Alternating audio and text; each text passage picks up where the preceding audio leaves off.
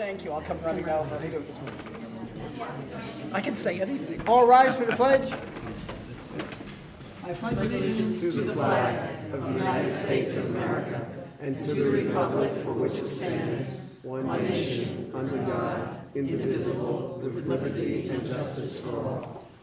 Clerk, please call the roll. Councilman Alvarez. Here. Councilman Cullen. Here. Councilwoman Eckhart. Here. Councilwoman Huda. Here. Supervisor Hay. Here. Notation of the exits in the front and the rear. Any electronic device, please put it on vibrate or shut it off. First item tonight is a work session on Maple Road. Sorry. I make a motion to come out of executive session. No action was taken. Second. All in favor? Aye. Thanks, Ms. Clerk. Okay, Maple Road. Long, hard winter, probably the deepest freeze we've had in a long, long time. And Maple Road has been a problem for a long, long time. I've lived here since 1957. I remember when it used to be closed for the winter. They don't do that anymore because some more houses are out on the end toward the hospital end, so to speak, as opposed to the Sheck Pool end. So I remember when it was closed. I didn't use it much. I still don't use it that much to this day. It's just a long, dirty, dusty road. And some people want it, some people don't.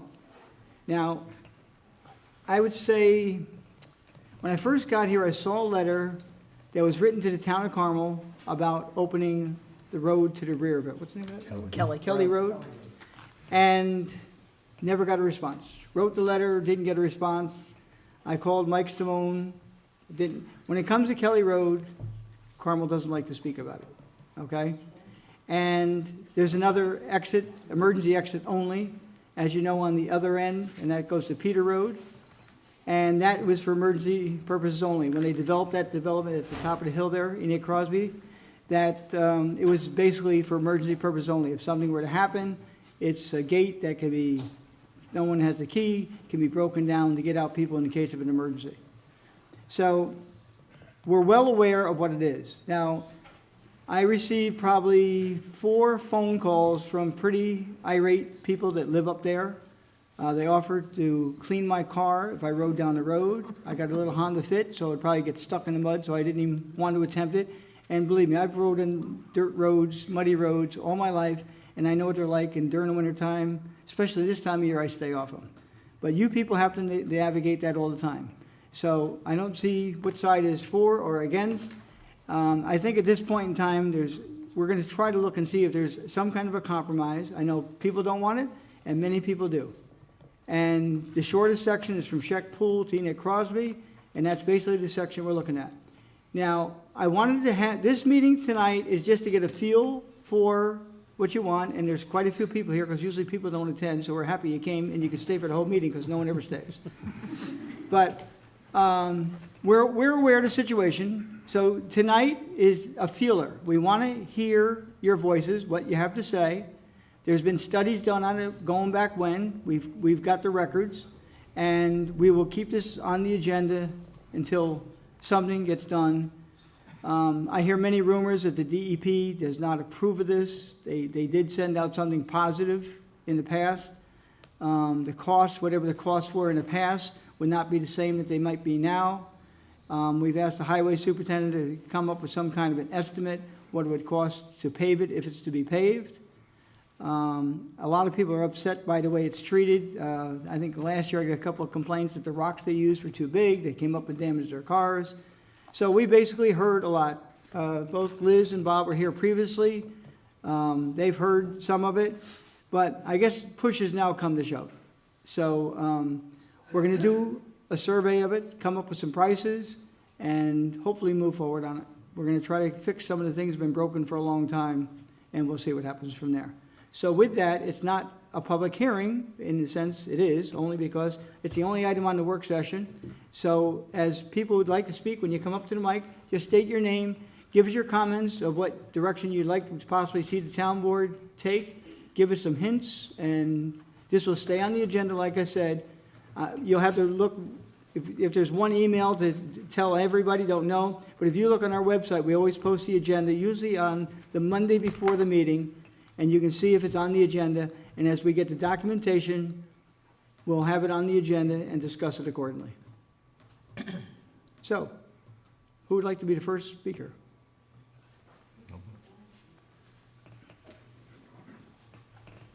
We got some documents that were signed by some people are for the paving. I can- I'm sorry, I came in a Sure. little late, but I'll give Four? everything to Michelle, the town clerk. Those are for paving, Yes. is it?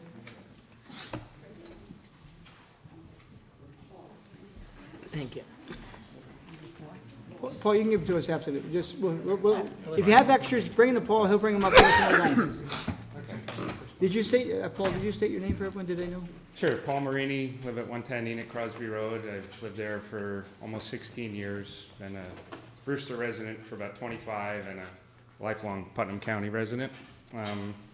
Appreciate the opportunity to speak about this. The last time it got pretty heated, and the first thing I want to say is it's not personal. We've got friends on both sides of the aisle on the issue, so that's the main thing. I don't want it to disrupt any friendships, and I hope everybody keeps that in mind.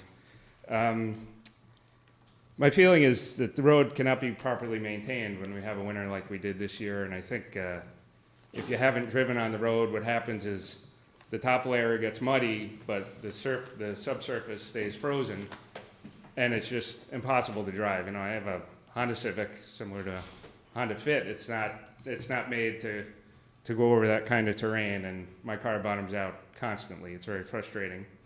It's my understanding from the report that was done years ago that the amount of traffic we have meets the criteria to have the road paved, so I don't think we're asking for anything extraordinary here, just a typical paving for a residential area.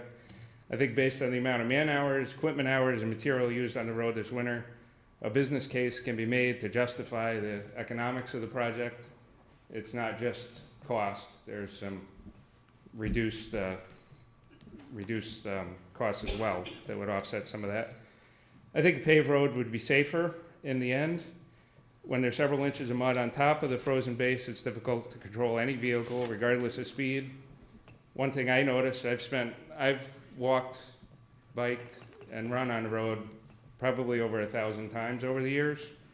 And I think people tend to walk in the middle of the road because it's pitched out to either side and the gravel accumulates on the sides. And having people walk down the center of the road I don't think is the safest thing. I think if it were paved and people stayed to the side of the road, it would be beneficial in the end. I think also the safety of emergency vehicles trying to get to our neighborhood when road's a mess is could be a real problem in the end. Okay, so I talked about that.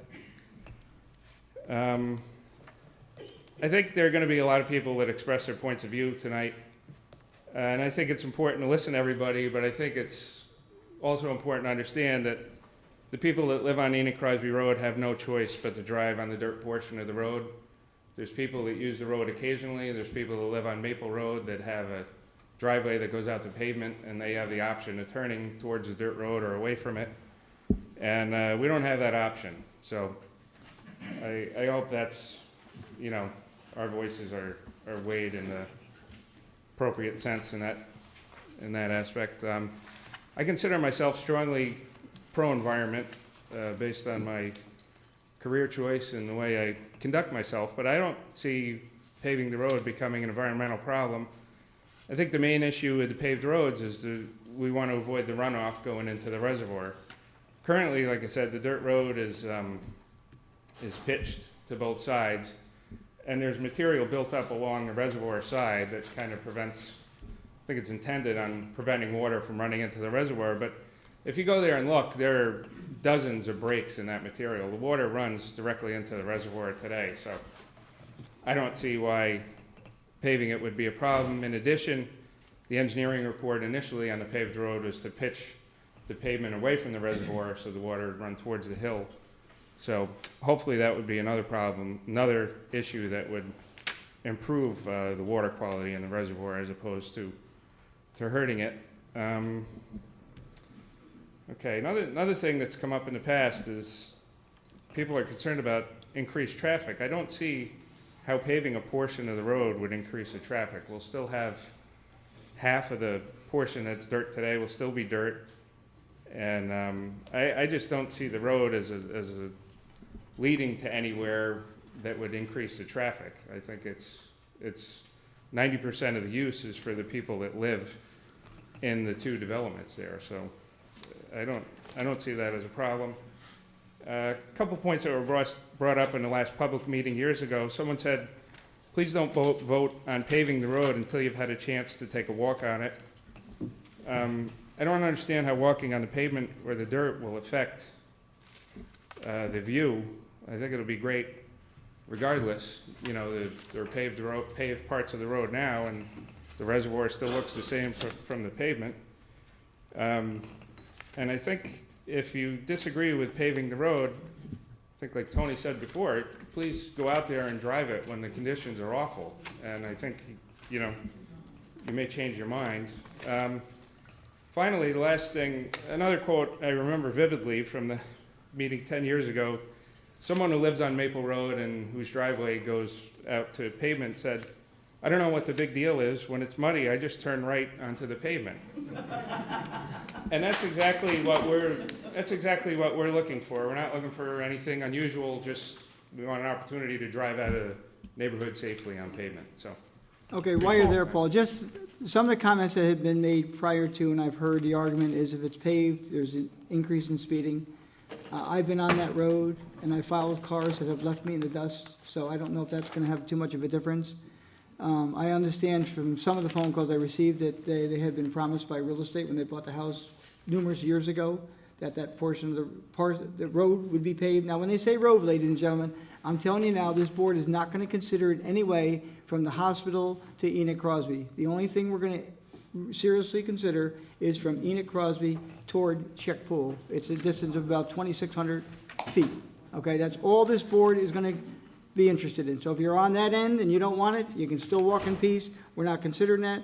And anything that's ever done in this county, our town, is DEP approved. So if it's paved, they're gonna tell us which way it's pitched. They're gonna ask for specific catch basins to catch any additional oil that may go on the road from, you know, pavement as opposed to soil where it actually sinks into the ground, which I think is maybe more harmful. At least there's catch basins there. There's a way to reduce what goes into the reservoir. So that's the better part. Thank you. Thanks. Bless you. Thank you. Next speaker. Catherine raised her hand, right up. Say it again? Yes, ma'am. Yeah.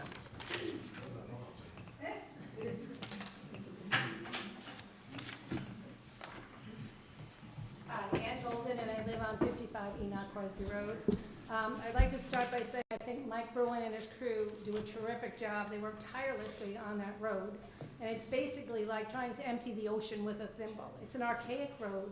They're out there 3 or 4 times a week. They're very courteous about directing traffic, so I think that needs to be recognized. I've lived on or near Maple Road for 50 years. I was in Marnell Estates, I was Tully Foster Apartments, I was in Marnell Estates, now I'm on Enoch. A lot has changed over the last 5 decades, except for paving Maple Road.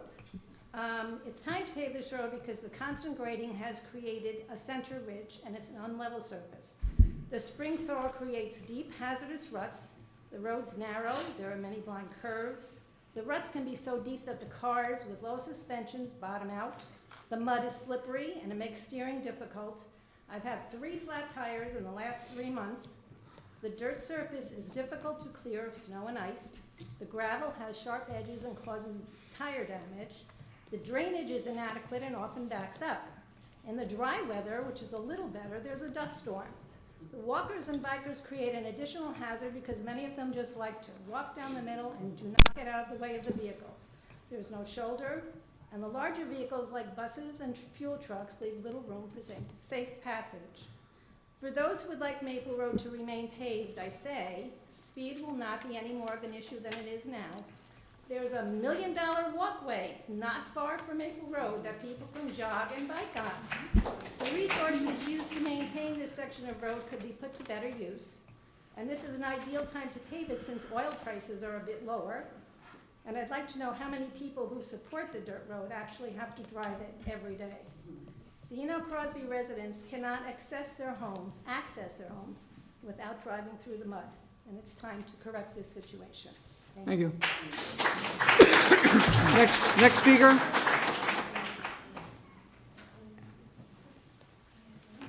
If another person can come up, too, so we can keep it moving, if you don't mind? We're not rushing you, but we can get everyone there in 7 minutes. Usually I walk fast.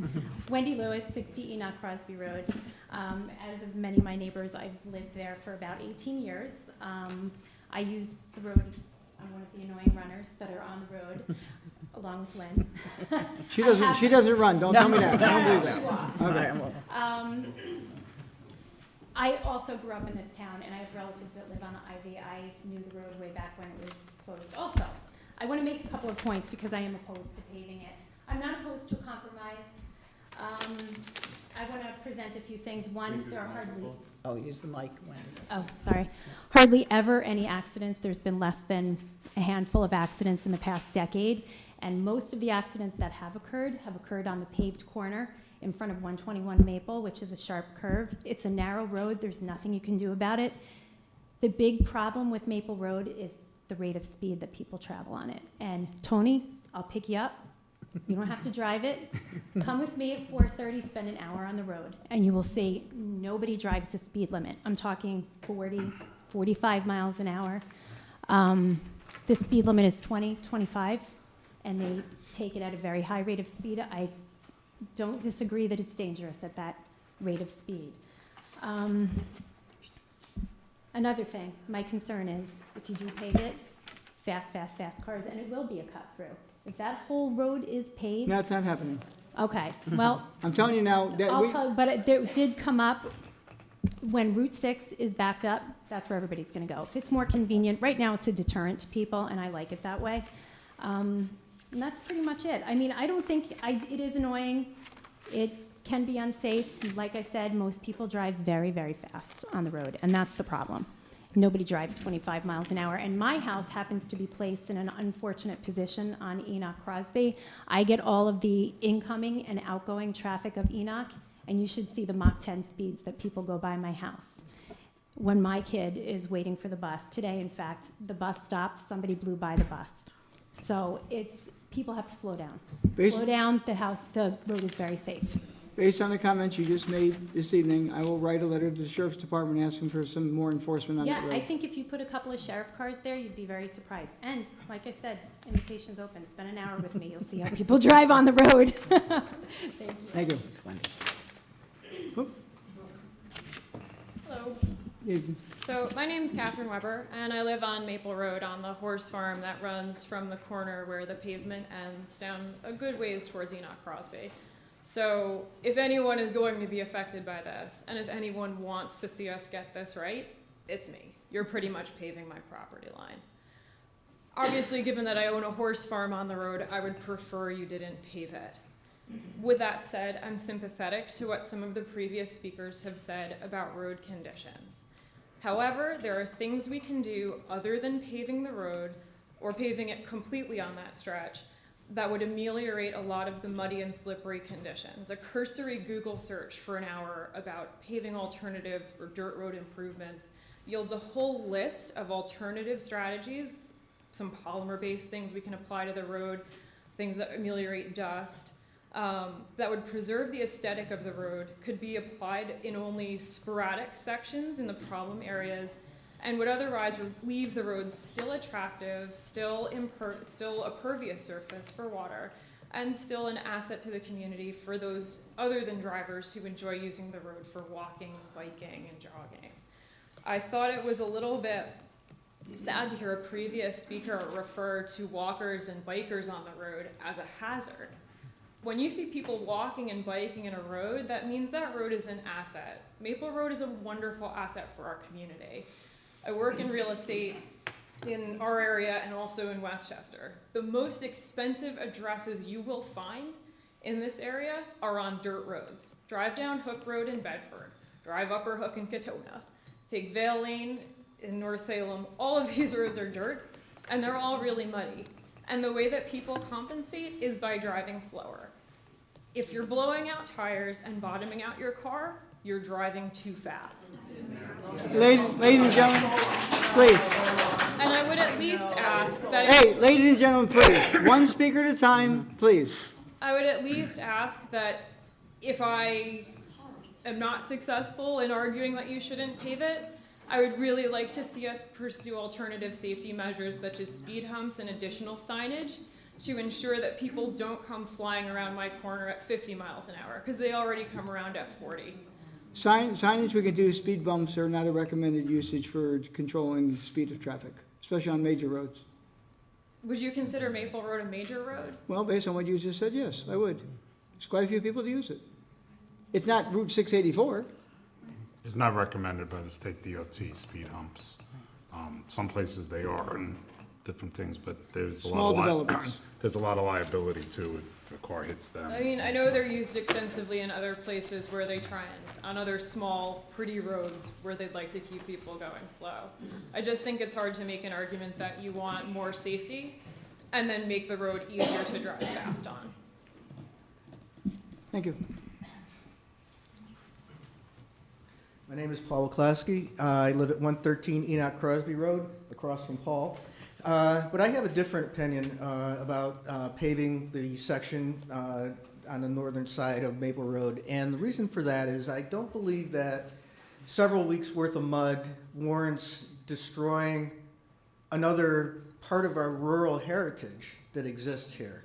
And throughout this community, there's a significant amount of change. There's been a zoning change that just happened. And if we're to preserve what many of us, not all of us, but many of us came to live here for, then at some point we have to address the fact that we need to preserve what we have. Now, my concern about the paving goes beyond that. I don't believe that anyone has generated or produced any evidence that the road is unsafe. Number of accidents or otherwise, and I appreciate that we're going to look at, that we could potentially look at the number of accidents, but once again, we have a road which has a guardrail all along the edge of the reservoir, yet people say that, oh, we're going to fall into the reservoir. That's simply not the case. And as far as the safety of the road and speed, I rarely see anyone driving 20 miles an hour on that road. And if someone is supposedly driving around the curves and sliding on gravel, then they're not driving 20 miles an hour. They're exceeding that, and they're doing it at their own risk. Now, the prior speaker did steal a little bit of my thunder in that there is also perhaps a way of taking a half step. And that is that, indeed, we haven't explored all the ways of making this a better roadway.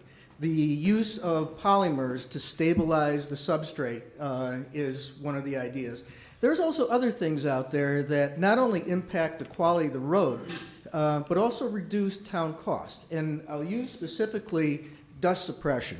There are environmentally safe dust suppression products that that will cut down on the amount of what's called fugitive dust, or the dust that leaves the roadway and gets into the storm drains. Not only does it make the road safer by eliminating the dust that can obscure your vision, but in addition to that, it also reduces the amount of grading that's required, and just generally makes a more stable road surface.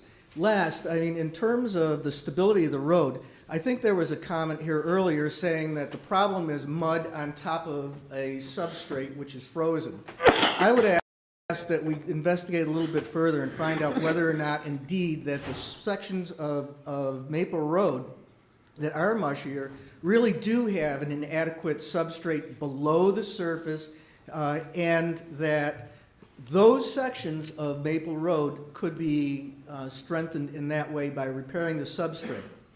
Not the top surface, but the substrate beneath it.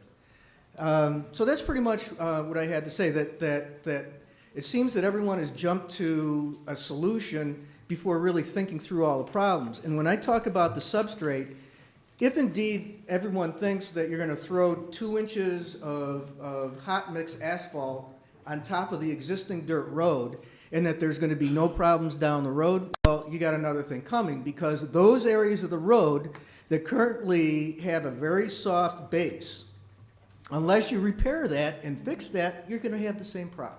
Town So- specs would not allow what you just said to happen. That will not happen. Town specs will not allow that to be done. Let what? Too much, 2 inches of, on what time you have there. Everything would have to be brought up, base put down, and okay. more than 2 inches of blacktop. So in many cases with respect to roads and road paving, there is a staged approach which is taken. The town has already been excellent in taking the first steps of improving the quality of the drainage. Great job there. Second part of it is strengthening that substrate. And at that point, you may not need to pave it. All of Maple Road is not a swamp. There is sections of it that need to be addressed. So that's just my thoughts on it. And Tony, could I address just a few? Yes, go ahead. I spoke with our highway superintendent, Michael Bruin, and he is not advocating for anything that I'm going to tell you. He can speak for himself. But some things that we were talking about, oh, and I'm sorry, I live at 55 Maple Road, and that's important for all of you to know. I live on the paved section. But I do walk the road every day, and I very often drive both ways. So, they did put down some matting, our highway department, a few years ago, and Michael seems to think that that has really stabilized the northern end, and it was approved by the DEP. So I'm not saying this is something Michael is saying instead of paving, but there is some alternative. He said that the matting sections have been far more stable than the other sections this year. He also talked about what really tears up the road the most tend to be heavy trucks and buses, so you can look into limiting their access. And he also mentioned in times of real emergencies, but which it is now, that you would open up to Marnell at his discretion. And I don't think that's going to happen ever unless trees are down and that's the only access to get in. I also think we also discussed that in North Salem this year, they literally closed.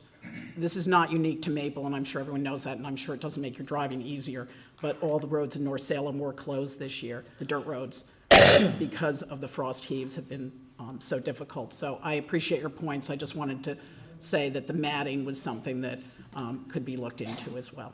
so there is a compromise. Well, I'm not even saying that, and as I said, I'm not advocating for Mr. Bruin at all, I'm not speaking for him at all. But there are things that have helped. So, Thank you very much. Thank you. Yes, sir. You go, draw copies. Thank you. Working in school. I want to say I love seeing your horses on the road. It really gives a nice feel to the road. Hi, my name's Jeffrey Tepper. I live at 91 Enoch Crosby Road with my wife and 2 boys who are in the back because my wife's having an MRI done tonight, so they're here. I'm here tonight to tell you why I do not want Maple Road paved. One of the reasons I bought my house is that I get to drive down a dirt road every day. It was a big selling point for me. I thought how incredibly cool it is. I get to drive down a dirt road to my house every day. How cool. Over the years I've been here, seeing individual people, seeing families, and seeing people with their dogs walking that road, walking that designated scenic road, by the way, over the years, that just enhanced how I feel about this little simple, beautiful country road we have here. Growing up on Long Island, I can greatly appreciate a road like this because Long Island is becoming more and more congested, and I'm happy I left it. During the 12 years that I've been here, there's been 2 attempts to pave Maple Road, and both times the board has seen in their wisdom to leave Maple Road as the wonderful thoroughfare that it is.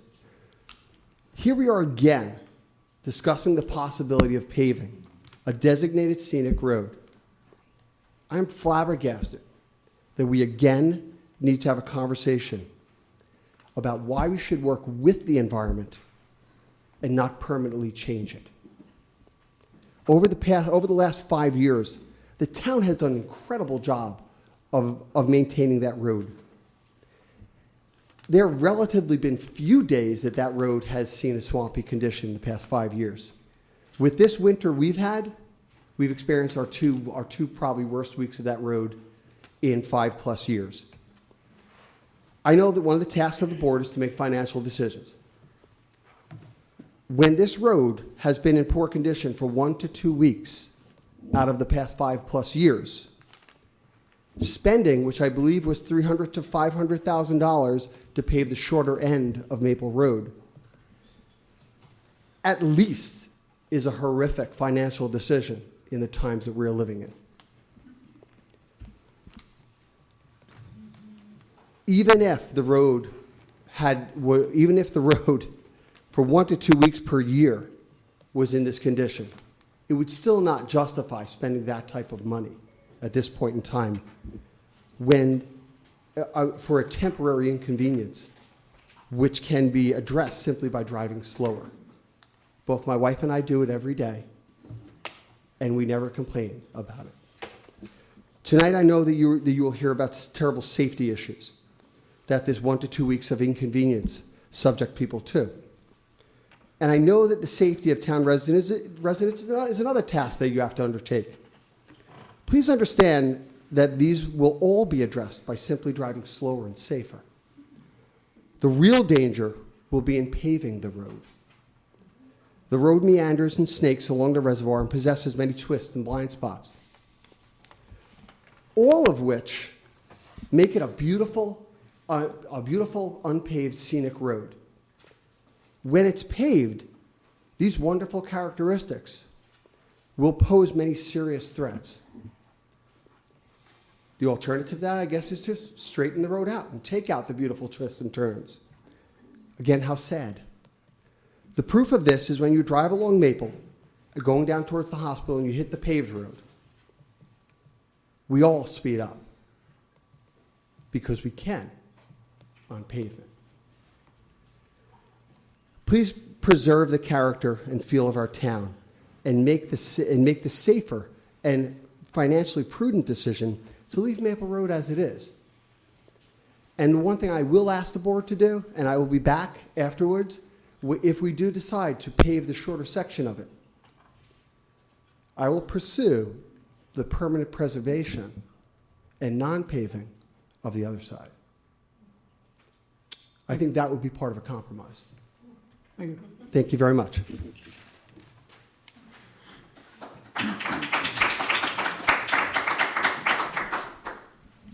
Yes, my name is Mr. Otto. I live at 117 Enoch Crosby Road, along with my wife, Sharon, and 2 other kids. The kids, we go to the public school here. The schools are fine. But the problem we have is the road, the bus drivers, and we're forgetting the kids. Well, who feels it knows it. The bottom line, who feels it knows it. And change is inevitable. You're going to have change. Whether it's good or bad, you're going to have change. So listening tonight, all I'm hearing, we already basically reached a compromise. We're going to pave from Enoch Crosby Road to Shack's Pool. That's a compromise, yes. Was here before the meeting, and some guy from Carmel, when he wanted to put the road through Carmel, says, "Oh, you guys didn't know? You guys had a helicopter or something, a chopper that dropped you down? You didn't take the road coming in?" So hell, the amount of stuff that you hear is ridiculous. We live on Enoch Crosby Road. There's no proper exit for us to go anywhere.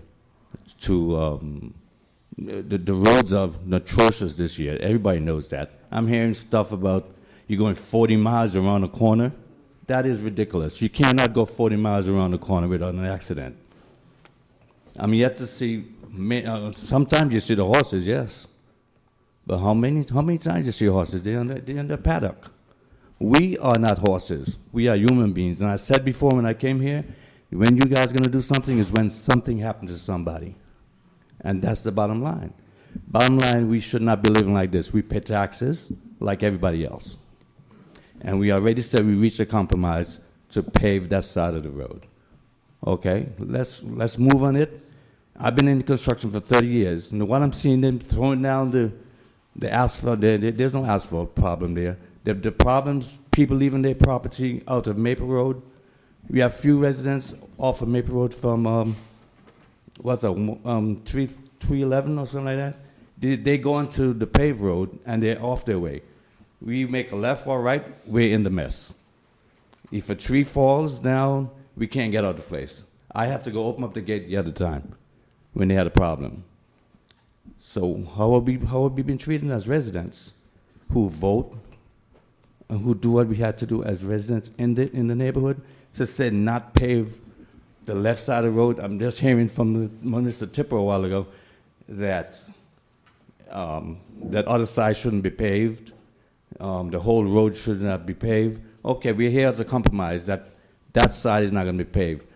But no matter who it is, whether you're for it or against it, you're going to take the side that's going to be paved. And you're going to be constantly going to that side. Because there's no way you're going to live on the property or on the premises, and you have to deal with the cause. Forget about the cause. Let's talk about the safety. The kids them complained about the safety on the bus. We had one resident that left already. When we had a handicap, yeah, she said, that's ridiculous. The bus is shaking my kid back and forth, hitting the head up against the window. That's not the way to live. This is ridiculous. Thank you.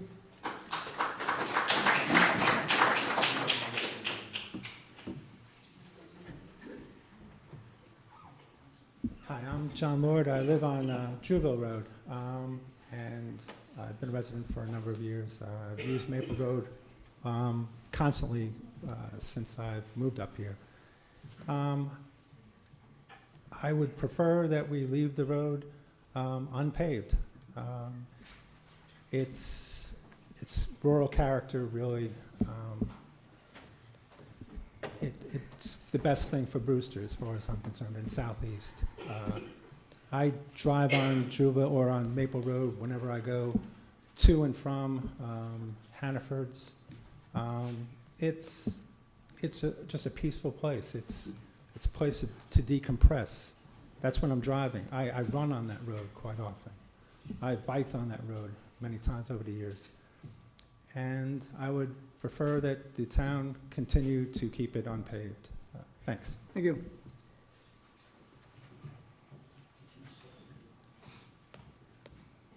Hi, my name is Rachel Chung, and I guess compared to many of the people in this room, I'm a newcomer to this town, and I love this town. My husband and I moved to Brewster from Manhattan several years ago, and because we love the beauty of the lakes and the rural lifestyle that everybody has been talking about, which I can so appreciate.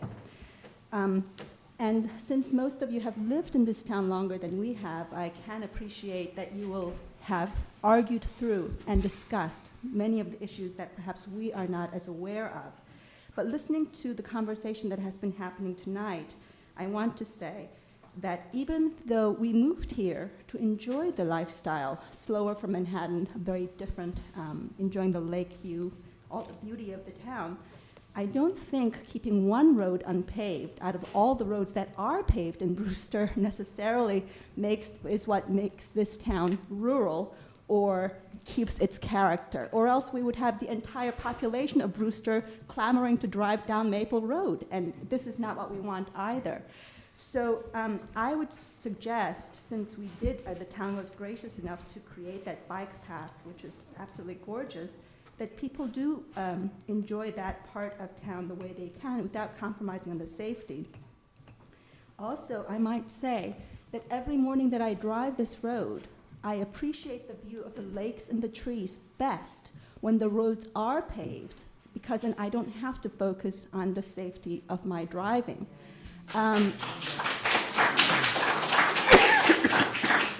Every time I pass by that narrow path where on both sides of my view there's lakes on either side, it is, as many of you noted, the reason I don't ever want to leave this town. But it's because I don't have to concentrate on driving, and I do drive that Maple Road at 15 miles an hour, really. And it's still very bumpy and still unsafe. So, and I can say this now in front of my sister-in-law who's visiting, when she drove up from Atlanta this winter, she actually spent her first night on Maple Road in the car because we could not get that car up the hill to Enoch Crosby. You know, we went to the Greek diner. We couldn't move back, and literally we were stuck there until 7 in the morning. So I would hope that it didn't give her the wrong impression of Brewster. And if speeding is an issue for Maple Road, I think, you know, those who can appreciate the safety of this town will drive slower. It shouldn't be because roads are unsafe that we drive slow. Thank you. Thank you.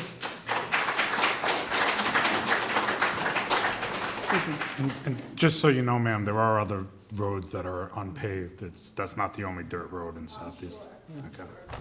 I think that, you know, our private drives are all paved, and I think they're paved for a reason, if I may say so. I don't know how many people, I'm sure there are people who want their private driveways unpaved, but as far as I know, everybody's driveway on Enoch Crosby is paved.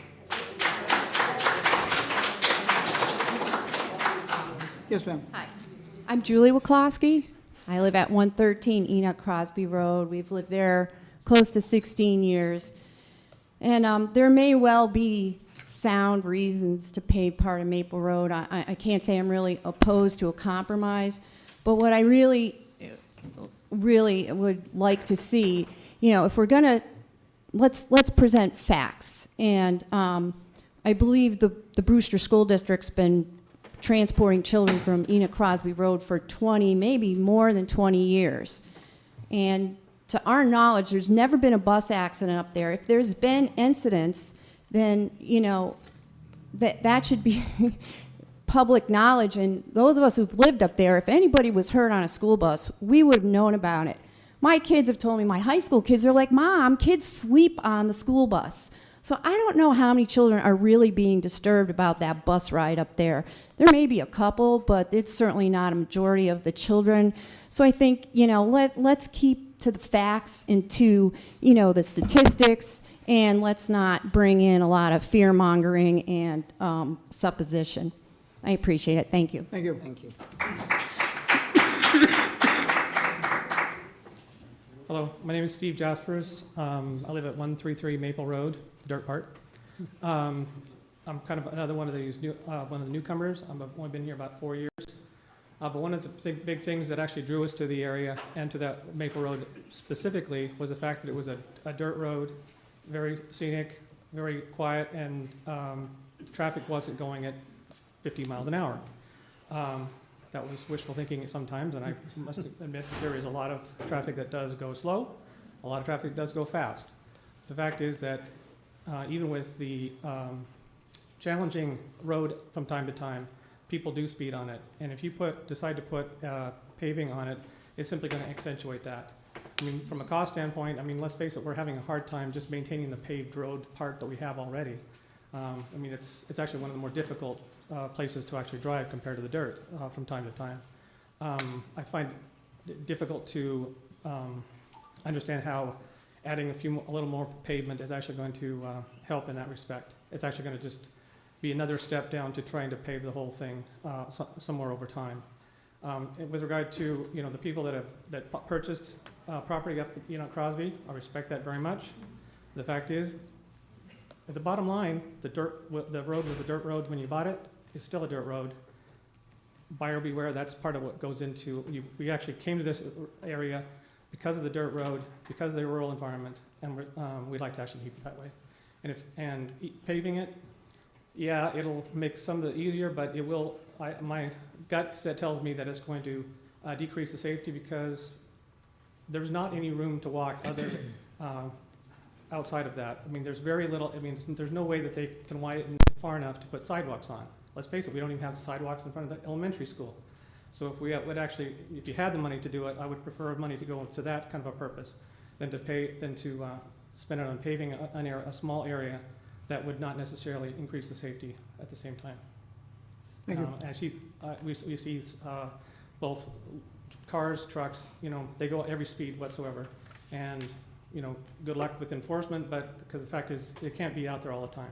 The same thing will happen. but people are out on the road all the time, from dusk till dawn. People are out there, and every time of the day. So please leave it alone. Thank you.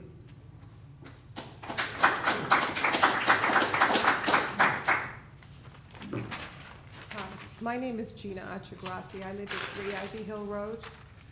It is paved, and at the bottom where Maple intersects, it's paved. And I am adamantly opposed to paving the whole section that you're discussing. I walk my dog on that road. I walk in the middle of the road because if you're on the side and a car is coming, you run the risk of getting hit by that car, okay? We have not had a pedestrian accident. There haven't been a lot of accidents on the road. The one accident I did witness was once by someone who was going about 40 miles an hour. And to think that, Mr. Hay, you said that you do not use that road, you don't have a desire to travel on it because it's so difficult? No, I If it don't. were paved, that's what you implied in the beginning. I don't live in that area, ma'am. I understand that, so I but don't. you implied you would probably avoid it to not go on that road. I would. And if it were paved, you would gladly take that road, No. as would many other people if you were going from the increased traffic that we're seeing, if you were near the hospital, and you knew that you could get to a point by cutting through Maple Road, you would take it, and so many other people will as well.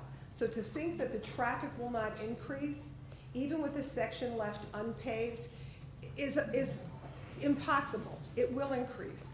And the people that want that road paved will go the fastest. And when their kids learn to drive, they will go the fastest. And that road, I bet everybody that bought in that area, because we're all from the same neighborhood, and I would venture to say that everyone purchased their house because as they approached the area, they said, wow, this is a really nice area. This is Brewster. This is a lot different than the other parts of Brewster that we know.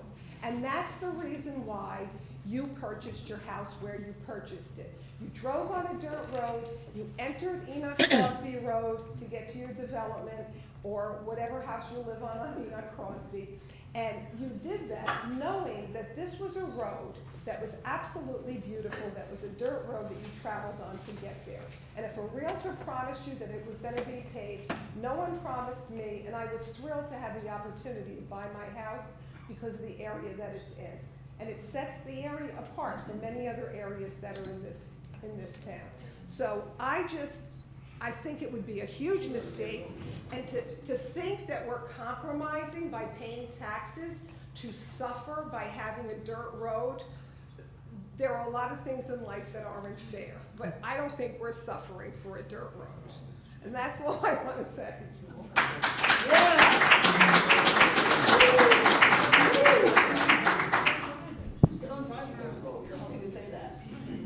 Good evening. Ladies and gentlemen, please, one speaker. My name is Kathy Croft, and I live at 54 Enoch Crosby Road. I've lived there for 17 years, and before that I lived in North Salem on one of those dirt roads that was closed this year for 23 years.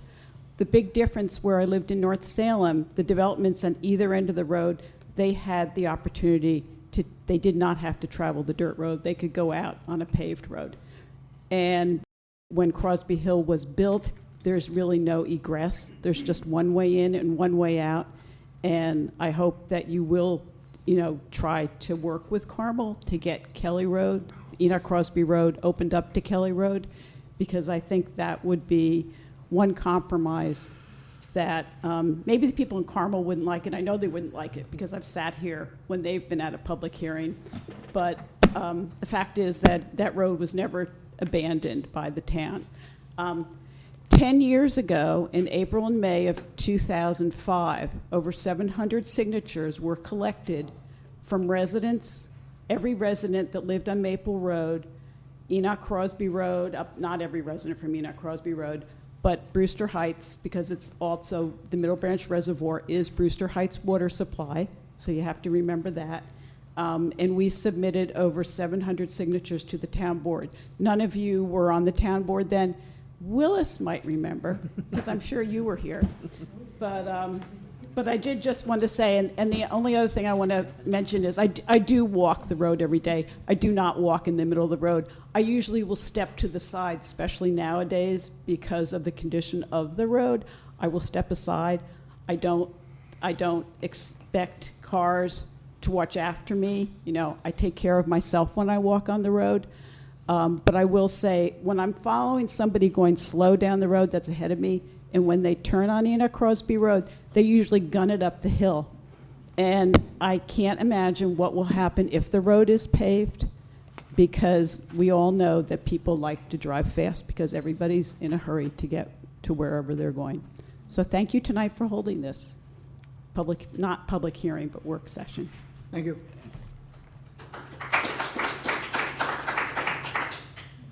Hi, good evening. My name is Lynn Sherman. I live on 10 Deer Court, which is off Enoch Crosby. I have a husband and 3 children. I've been living here, I guess, 7 or 8 years now.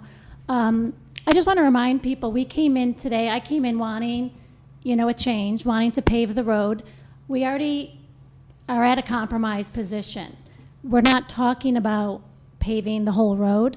So people that argue for this country road, which, believe me, when I bought my house, I loved it. I mean, I did have a great feeling driving up to the neighborhood.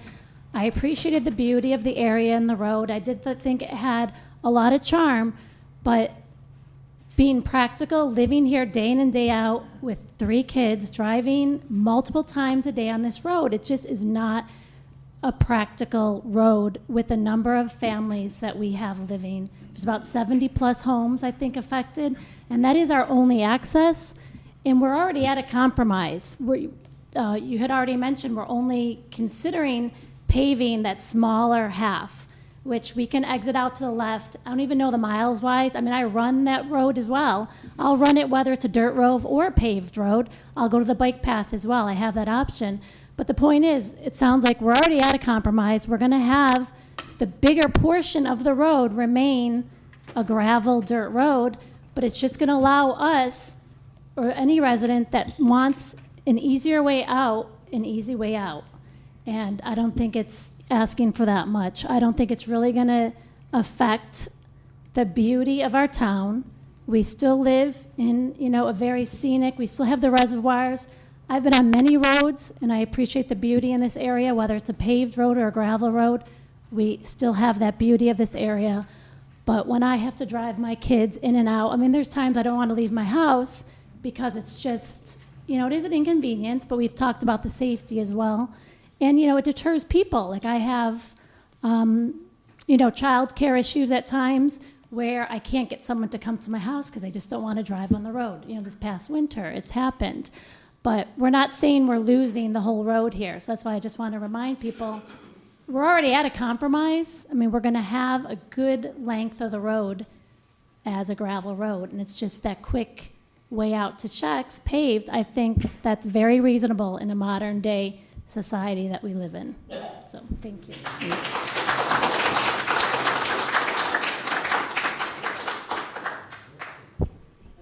Good evening. My name is Ann Finizzi. Kathy Croft made a suggestion to look at Kelly Road. Several years ago, that recommendation was tried and failed. And I hope that we will not disadvantage one community to the advantage of another. I am not taking sides in terms of whether or not it should be paved, not paved, or so forth, but I believe that the Kelly Road situation would not be in the best interest of either Southeast or Carmel. And I know the people on Kelly Road very well.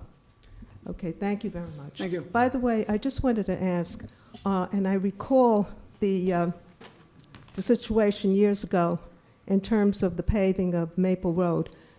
Maple Road is a scenic road, right? Is it designated has been, scenic road? Is that the entire road that was designated as scenic? Yes. What protections were granted, or what special? There isn't it isn't as strong a protection as was originally planned, because it does leave, I believe it leaves paving, and Will know this better than me, up to the discretion of the highway superintendent. Oh, I see. Okay, so it's not, Yeah, I thought it granted more protection than. no, that was part of the Oh, okay, compromise. because I know that it was one of the good things that happened for the town of Southeast. And if I can just quickly address the Kelly Road opening, I did make calls before this meeting to make sure we were prepared. I spoke to, Kenny Schmidt called me back, he's the supervisor in the town of Carmel. He left a very long message about, obviously, why they don't want the road to open up into Kelly. And he gave me a brief history. I spoke to Highway Superintendent in Carmel, Mike Simone, who feels the same way. Carmel, actually, and Will can help us out with this. The Highway Department in the town of Carmel there was a stop work order, issued a temporary restraining order on the town of Southeast for cutting down trees. And Carmel, the Highway Department was made lead agency, I believe. I spoke also to Joe Charbonneau, who was extremely helpful. He is the he is one of the attorneys over in Carmel, and he told me much the same.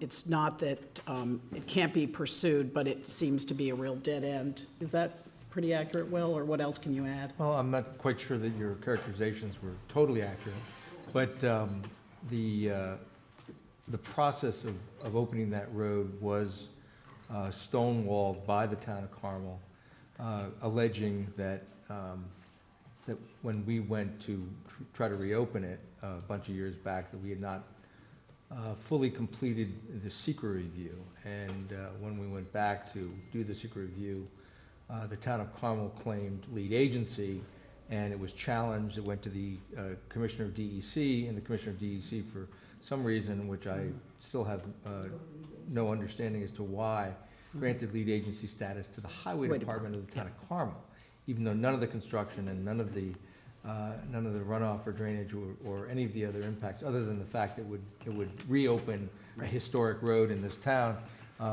had no impact on Carmel. And that's where it lay because the town of Carmel Highway Superintendent is ill-prepared to conduct a secret review and has certainly no incentive to do so. So if the town at some point decides to revisit that, it's going to be a lengthy litigation process. Right. Yes, ma'am. Hi, my name is Sharon Scheel. I live at 46 Enoch Crosby. I actually only moved there about 2 years ago. So I just wanted to point out a couple different things. First of all, the neighborhood I came from was all paved. We had speeders. We had people that went the speed limit.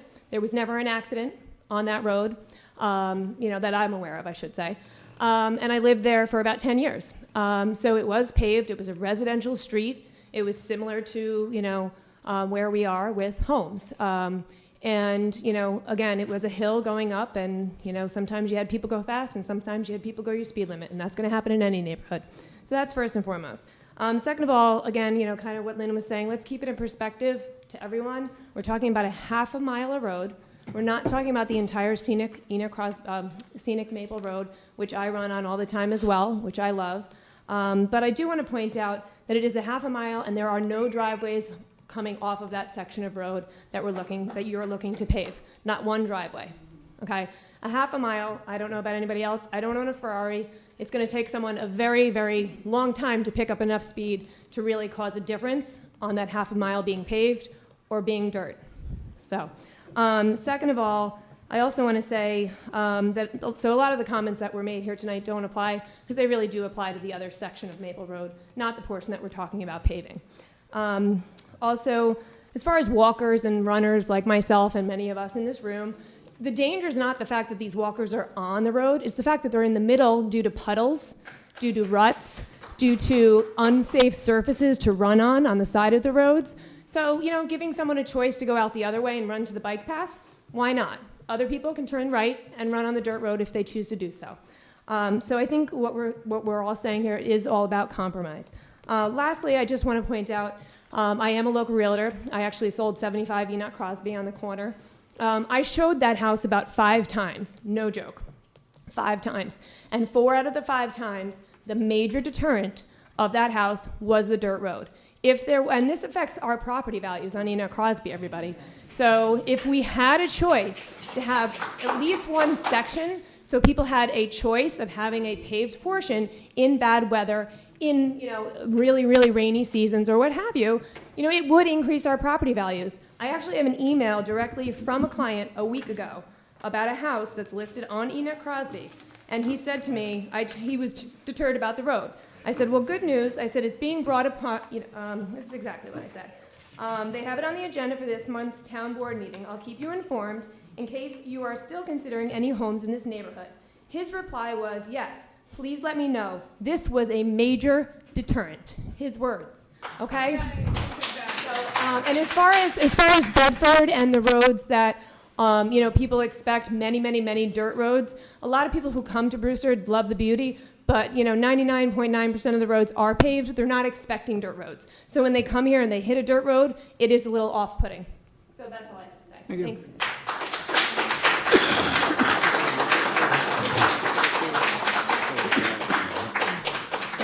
Before you get up, anyone that has not spoken, we'll give you a 1-minute rebuttal.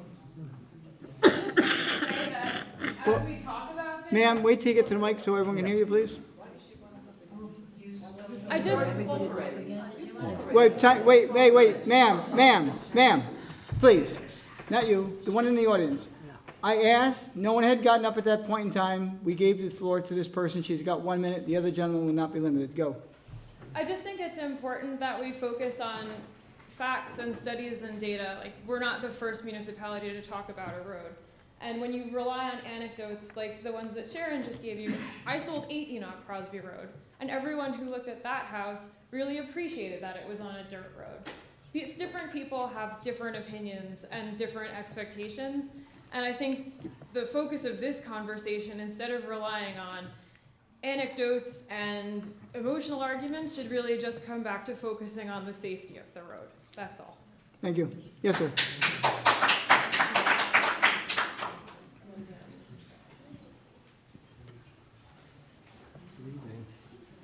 I'm Bob Schoenberg. We built our home 20 years ago on 18 Enoch Crosby Road. Can you hear me all right? Yes. I don't know how many of you have seen this engineer report that was authorized by the town 10 years ago, but it's very significant. It addresses each of the concerns that people spoke about as far as the water runoff and the type of surfaces. And I would tell you that it's very comprehensive. And if each of you haven't seen it, have any of you seen it? We will be reviewing it. We have the documentation. I'm not sure if we have that, so if you'd like to scan that to me tomorrow, you could do that. Say again? We have numerous documents that I'm going to be reviewing and sharing with the town board. Again, tonight was a preliminary, so we do have numerous documents that we're going to review. Okay. It may or not be there, so if you want to give us a copy of that this evening, Yes, or absolutely. This is the one that Jacobson, the engineers. and we have the same town engineers, and we have Yeah, you've probably 3 file folders that we're going to be reviewing. seen it. I would tell you that I've heard a lot of give and take here this evening, much of it very emotional. But we are very much, my wife and I, very much for paving, at least the compromise section, because while it may be almost impassable, that road, for a few weeks of the year, I would tell you that the rest of the time is not exactly a pleasure. The potholes are ever present. The highway people are always out there filling them in. And I, from personal experience, had the misfortune to have to take a short ride in an ambulance, and I would tell you that the road was worse than the reason they came to get me, because it was brutal. I mean, really, truly brutal.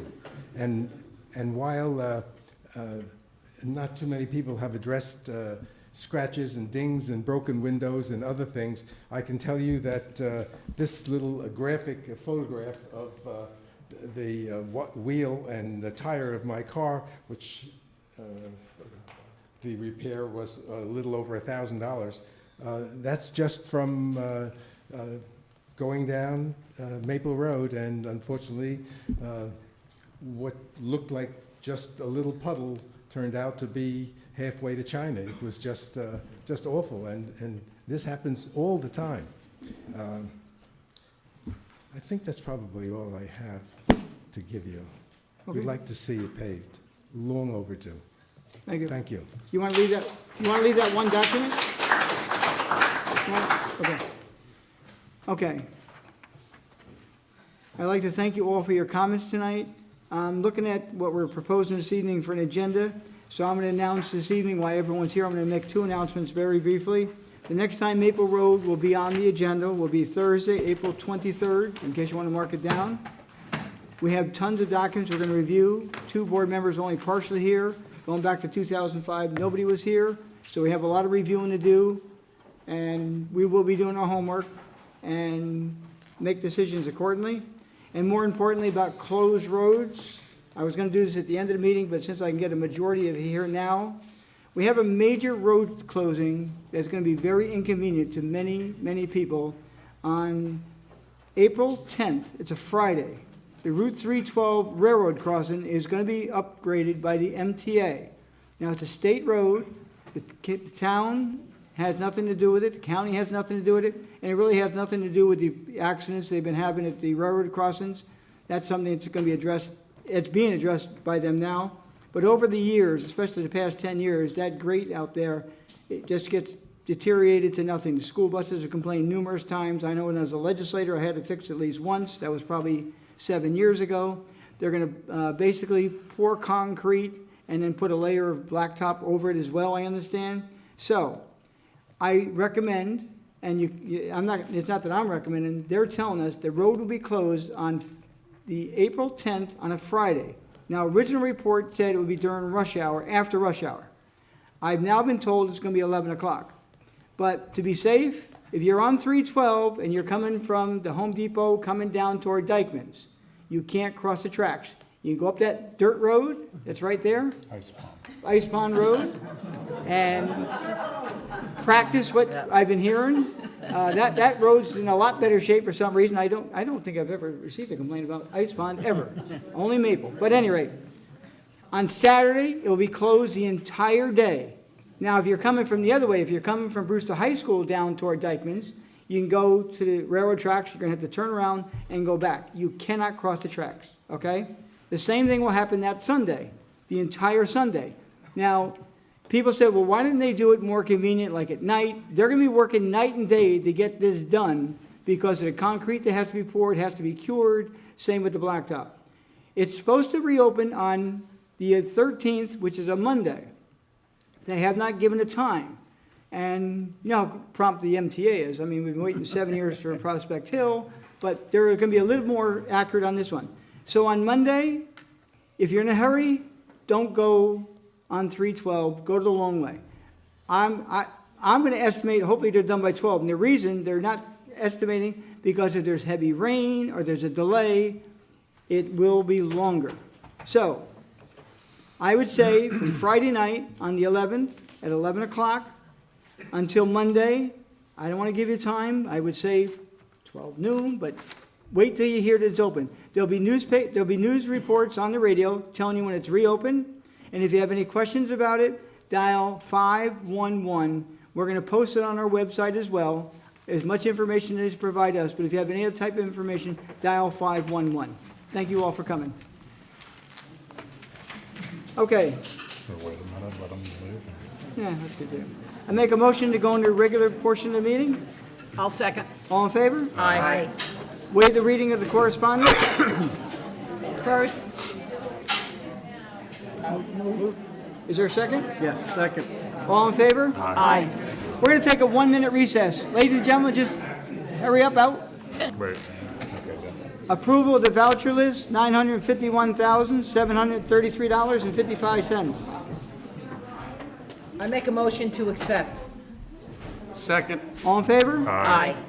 Number 3, setting of the meeting dates and public hearings. All meetings will be held at 1360 Route 22, Brewster, New York, at 7 p.m. unless otherwise noted. Thursday, April 9, 2015. Thursday, April 23, 2015.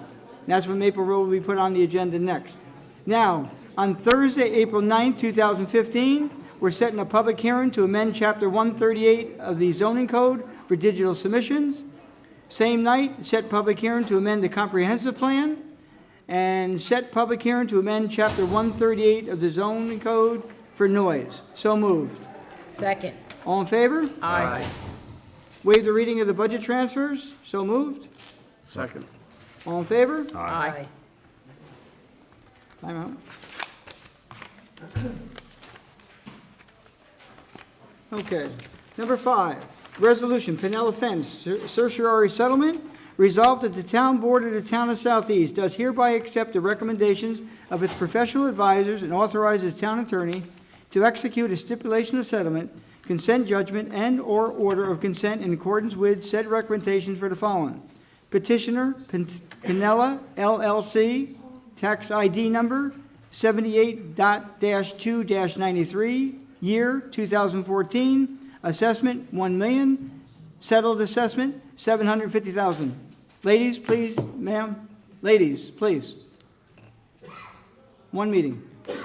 And be further resolved that the town attorney is hereby authorized and directed to execute any and all stipulations, consent orders, and other documents necessary to reflect the foregoing settlement. So moved. Second. Discussion.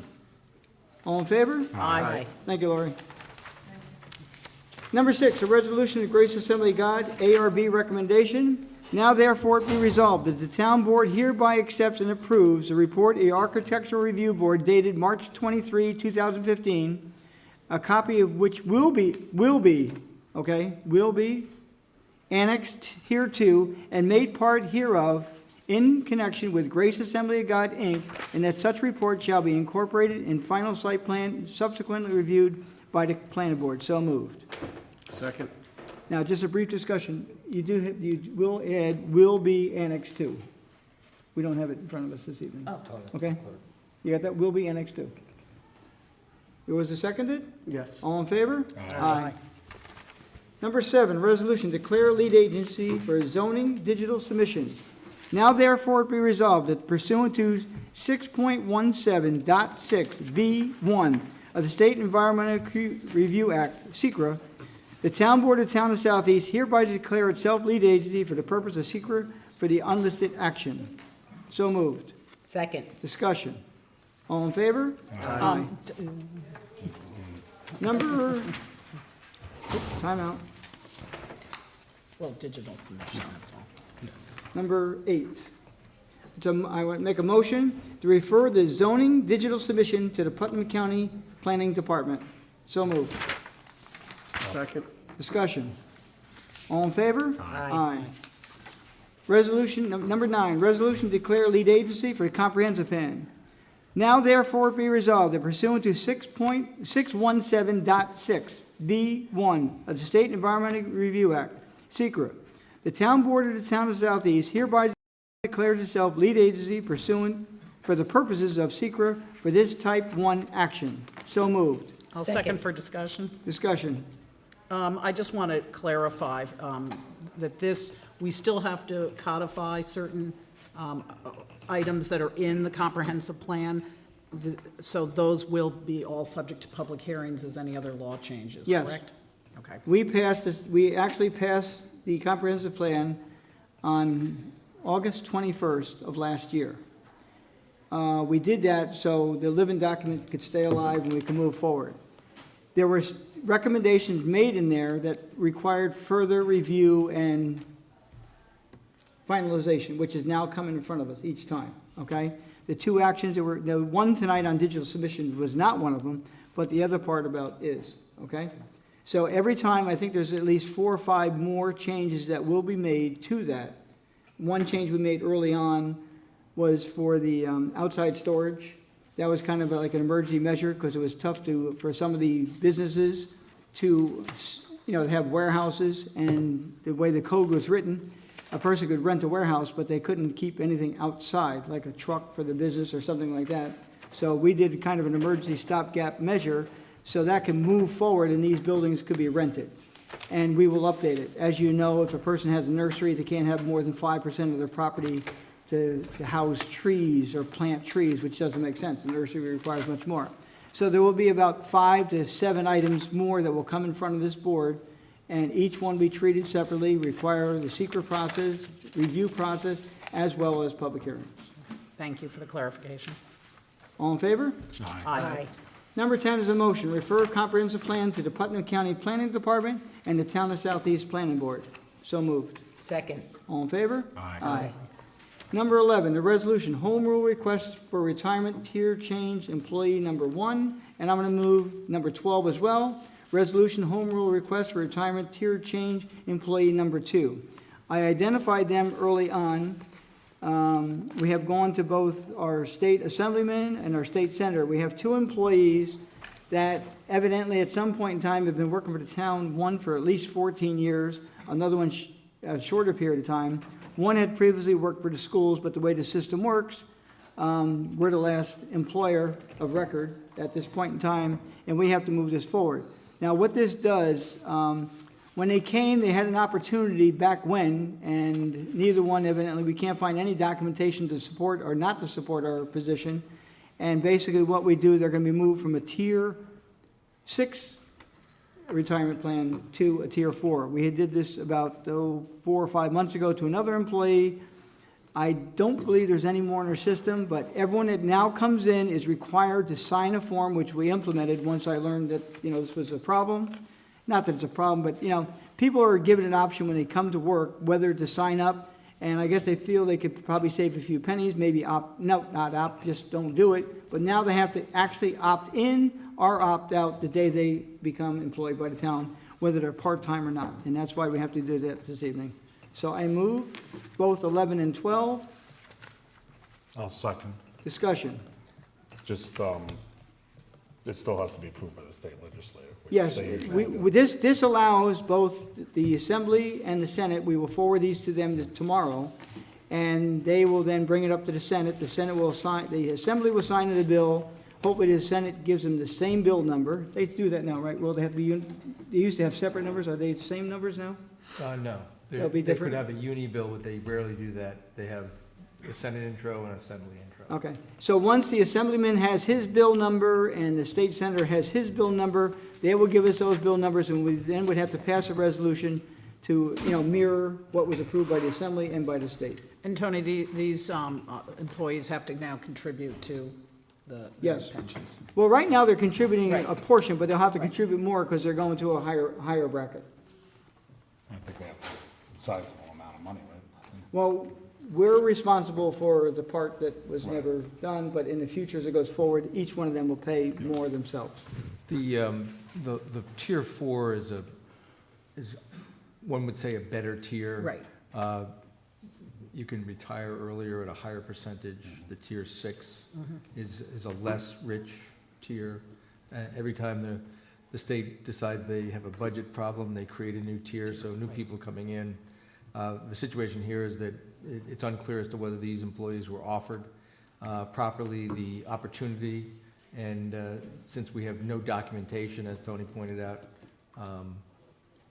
than we do now going forward, the only way that they can be brought back into a new tier or to a lower tier is through a legislative action. Okay. Do we end up voting on this? No. Okay, all in favor? Aye. Next is number 13, resolution to appoint the unexpired term to the Architectural Review Board. One, I'd like to thank Erin Lucen for her dedication to the position. She was a Patterson resident. She moved to the town of Southeast, and she's going back home to Patterson. I understand she's going to be building a home up there, and she was a big asset to the board while she's there, and we wish her the best of luck in her new home and her new environment. And we would like to welcome, resolve that the town board of the town of Southeast hereby appoints Susan McKeever Dyes to fill the unexpired term of Erin Griffin Lucen on the Southeast Architectural Review Board, and be further resolved that the appointment shall take effect upon the taking and filing of the appropriate oath of office with the clerk of the town of Southeast. So moved. I'll second. Discussion. All in favor? Aye.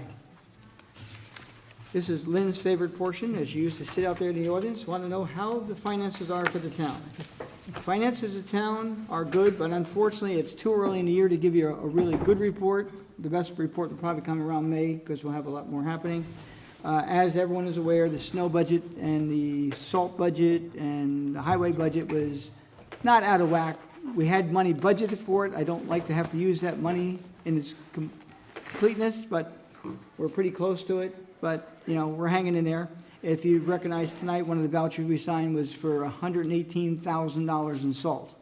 So you can just be well aware of what these costs are to the town with that maintenance of it. And other than that, everything, at this point in time, because it's early in the year, I mean, overtime, everything is pretty good right now. And hopefully by September, I can say the same thing.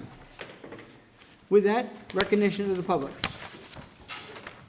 Don't fight, ladies, one at a time.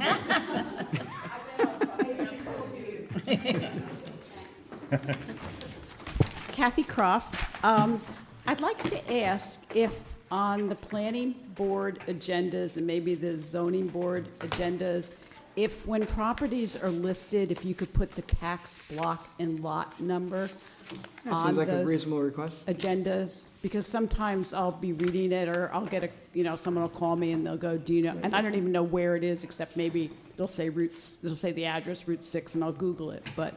Okay, do you have that? Well, at least Tax- for the zoning board, the public hearing notices do contain. Right, but just on the planning board, because most other towns do that, and it's just a little bit more information. As you know, Lynn Eckhart and my secretary spent months, I think maybe 9 months. And I think they now need to go back and scan them all. Well, this is only a part-time Thanks, job. Kathy. She's already made it full-time plus, except when she goes off to her South Sea Island, wherever that might be. But Thanks, Tom. I was trying to get a piece of the land, but you won't sell me any. Any rate, it's a reasonable request. You know, we'll put that in. And as you know, everything now at the planning board, it used to, like the place when I bought it out on Route 6, it was first built as Brewster Lanes. So when they were down there reviewing it, they saw Brewster Lanes and they saw my name. Well, it's not by my name, it's not by Brewster Lanes, and now it's called, I guess it's just plain old On the Border, but, you know, there's had numerous owners Right. since then. Right. And everything starts with, and it helps Lori, helps us. So everything going through the process now is digitized and itemized by tax lot map number, by tax map. Great, We'll thank do you. it. I'll hold Michelle responsible for getting that done. I just wanted to, if I recall the Kelly Road situation, the reason that the GEC chose Carmel as the lead agency, because of the impact on the Kelly Road, did I say Kelly Ridge? The Kelly Road residents, a narrow road with rather modest homes on both sides of the road, and I know it all too well. So I think the GEC took into consideration the impact that this particular course of action would take, because it would be a road that would be coming off, if I recall, off a slope, if not a hill, all the way down into Kelly, and there was a brook, or there was some contention about it. So I think in this particular instance, the DEC made the correct decision, and that is, as I recall, Attorney Stevens, as to exactly why that happened. The second thing is, speaking of doing something, most towns have their planning boards videoed. Here is, and not to diminish this board, but the planning board has tremendous responsibilities in terms of land use and development. And most of the folks, unless the development occurs literally in their backyard, they really know very little about a planning board. Carmel videos their planning board. Kent videos their planning board, and these are the ones that I know personally that are videoed, and I don't think Patterson does it? No, okay, and we don't. But considering the amount of development and so forth, I think that perhaps the board should consider video and what is coming up because the decisions made by the planning board have almost the most immediate impact to residents. And residents are not accustomed, so perhaps when budget time comes, you might consider a planning board video. Thank you. Back in, I did support that back in 2010. And we started then having the meetings, the town board meetings go on the internet too, to give up people a better option to watch if you don't have Comcast cable. The main reason we didn't do it was because of the expense. Yeah, I have neither, but folks that I know, have it. So whether they're on Comcast or on Verizon or whatever. But you can also watch the town board meetings just on the Yes, internet. I understand, but what I'm really pointing out, and I think you know what I'm pointing out, is the importance of many of the issues that come up before the planning board. This is something I think a lot of us, I certainly did want it, but it was budget constraints, but we can certainly look at that again. I think that in the interest of sunshine and open government and getting our folks to know exactly what their government is doing, and especially with decisions most immediate to them. And I'm not saying this town board has not had decisions immediate to them, but you might want to consider doing it. Thank you very much. Thank you. Thanks, Sam. Anyone else from the public? Town board members? I have something. But Oh, let go. we knew that. Ladies before gentlemen, don't be fighting Oh, guys. no. Age before beauty? Thanks, Bob. That's what was said before. And there you go. I just wanted to remind people, and I'll remind them again, we are going to have our Earth Cleanup Day weekend this year, April 25th and 26th, Saturday and Sunday. There is also going to be our annual poster contest, which Irene Othmer is handling at the Brewster Schools in the 8th grade. And our theme this year is hike, bike, and walk our roadways and trails. So I'll be announcing it again, and we'll be giving out hours. And of course, you can always get your bags and gloves prior to April 25th and 26th. Thank you. That was Painless, easy. That's see? great, thanks. Thanks. Okay, Bob? No, you can't talk. Poor Edwin has a cold. I just want to wish everyone a happy Passover, happy Easter, and I'd also just really proud of our highway department, Mike Burdick, who is our mechanic.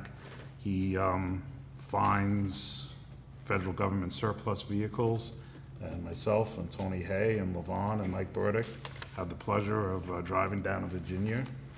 And how many Strictly hours did we business, do it? strictly business. We Right. left at 1 o'clock in the morning, got back at 7:30 in the evening.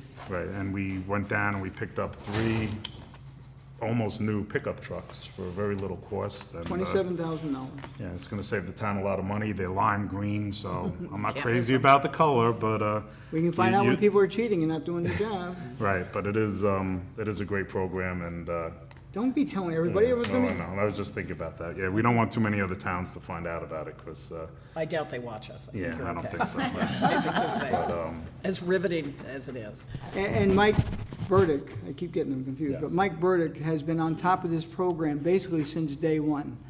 And it's amazing what he doesn't just get vehicles. I mean, he's gotten brake drums. He bought, what, 400 pairs. He's got a shelving. I told him I needed a new paper folder. He went online, and the government's got tons of things that they paid a lot of money for, and they're giving it back to us for pretty close to nothing. Bottom line is, we did get it for nothing. All we had to do was pay for the shipping of it. And I get nothing but compliments of how well this thing works compared to the Mickey Mouse thing we had before. It gets the job done probably 90% faster than it was in the past. He's getting us shelving for our archives.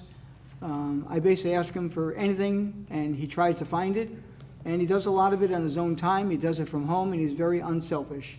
So he's not asking me for a raise, and that's a good thing, but I'm glad that he does what he does for the town. He goes above and beyond, as many of our workers do, but he's one of the ones that goes home and takes his work with him, and we appreciate it.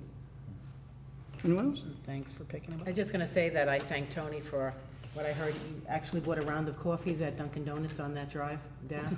Actually, he bought us Or was it the town? breakfast and lunch, but Don't let it out, everyone be we asking. were me- limited to the dollar menu at Starbucks. And I'm not kidding you.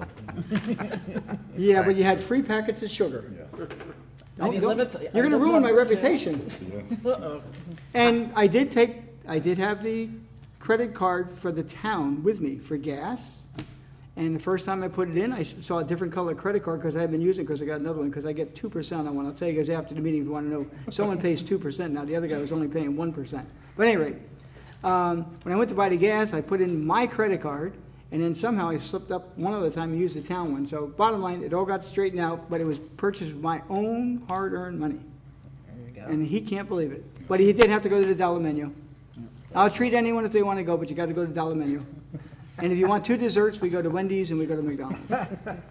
I'd like to also add my wishes for everyone to have a great Easter and a great Passover, and look forward to seeing you at the next meeting, Thursday, April 9th, 2015 at 7 p.m.